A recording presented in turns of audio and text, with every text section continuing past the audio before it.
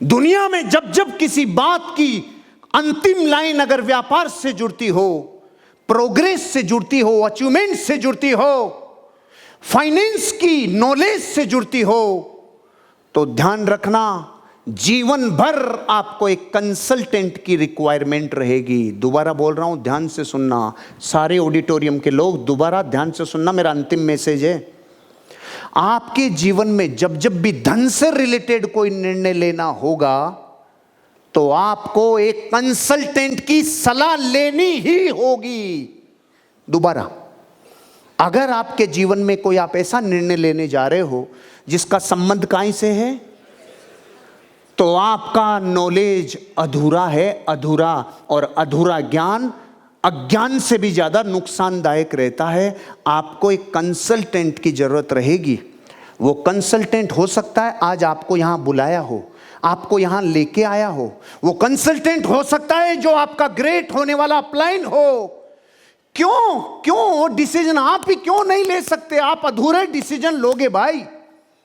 लाखों लोगों से मिलने के बाद मैं आपको यह बात कह रहा हूं, वो डिसीजन आपका अधूरा होगा अगर आपने वो निर्णय सिर्फ स्वयं को ले लिया, एक कंसल्टेंट की हेल्प नहीं ली। जरूरत है आपको। और अगर कंसल्टेंट ऐसा हो जो जीवन में कभी शराबी से एड्रेस पूछोगे तो घर पे पहुंचोगे क्या? शराबी से एड्रेस पूछोगे ना आप, तो वो घर पे नहीं पहुंचाएगा, आपको किधर भी पहुंचा सकता है। आपको एक कंसल्टेंट की सलाह लेनी होगी। आपका सलाहकार कौन है? अगर हाथ यहां से यहां तक कट जाए तो दुनिया में 3 तरह के लोग टांके लगाते हैं। एक मोची जो एयर टाइट टांके लगाता है, एक दर्जी जो ट्रिपल सिलाई करके एयर टाइट सिलाई करता है, और एक डॉक्टर जो टांके लगाता है। आप किन से लगवाएंगे? क्यों? वो एक्सपर्ट है, वो उस फील्ड का बापू है। तो आप जब धन का निर्णय लेते हो, जब अपने जीवन में अमीर और कामयाब बनने का निर्णय लेते हो, तो ध्यान से सुनना, पूरे जीवन पढ़ाई कौन सी की है? Akbar, Babar, Humayun, chemistry, zoology, botany. अरे इनसे धन का डिसीजन कैसे ले सकते हो? डॉक्टर आपको हेल्थ की एजुकेशन दे सकता है कि नहीं? इंजीनियर आपको मकानों की एजुकेशन दे सकता है कि नहीं? एक चार्टर्ड अकाउंटेंट आपको अकाउंट्स की जानकारी दे सकता है कि नहीं? एक मिस्त्री मकान बनाने की जानकारी दे सकता है कि नहीं? लेकिन धन की एजुकेशन भारत में नहीं मिलती भैया। भारत सरकार से मैं एक अपील करना चाहता हूं, मैं गवर्नमेंट ऑफ इंडिया को कहना चाहता हूं, जो आज आपको बात कह रहा हूं, कि आपको अपने जीवन में फाइनेंशियल एजुकेशन लेनी होगी, तब जाके आप फाइनेंस की डिसीजन ले पाओगे। इस व्यापार को करना चाहिए कि नहीं करना चाहिए बाद के मैटर हैं। पहले तो मैं आपको कहना जा रहा हूं कि अगर आप अपने जीवन में अपनी पीढ़ियों को सफल बनाना चाहते हो, आपको फाइनेंशियल एजुकेशन लेनी होगी।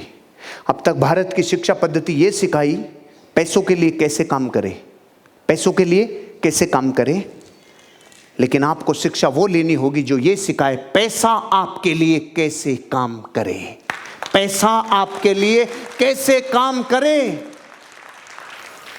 और मैं एक बात आपको भी कहना चाहता हूं, और आपके माध्यम से और इस मैसेज के माध्यम से गवर्नमेंट ऑफ इंडिया को एक मैसेज देना चाहता हूं।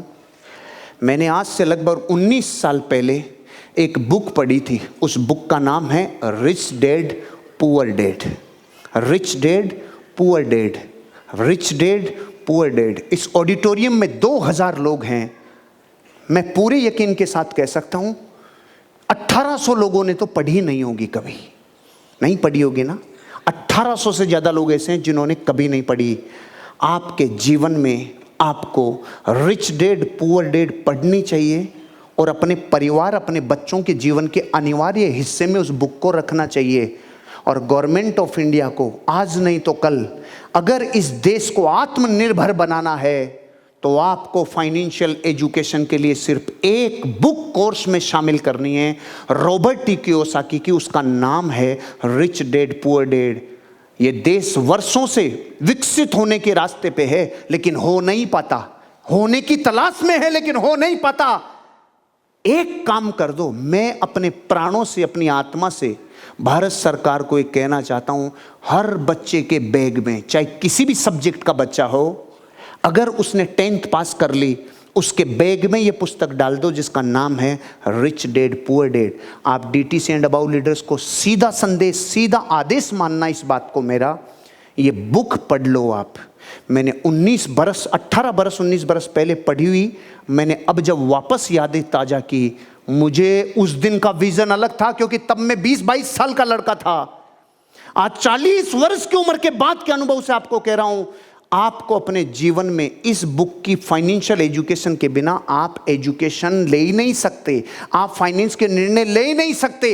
इस बिजनेस को ग्रोथ क्यों करनी चाहिए, व्यापारी क्यों करना चाहिए, नौकरी क्यों करनी चाहिए, दोनों का अंतर क्या है, दोनों के जीवन का भविष्य क्या है, इनसे जीवन के भीतर वो कौन से आयाम विकसित होते हैं, ये फाइनेंशियल एजुकेशन के बिना अवेलेबल ही नहीं है, ऑप्शन ही नहीं है। क्योंकि आपका निर्णय तभी कामयाब हो सकता है जब आप उस फील्ड के एक्सपर्ट हों।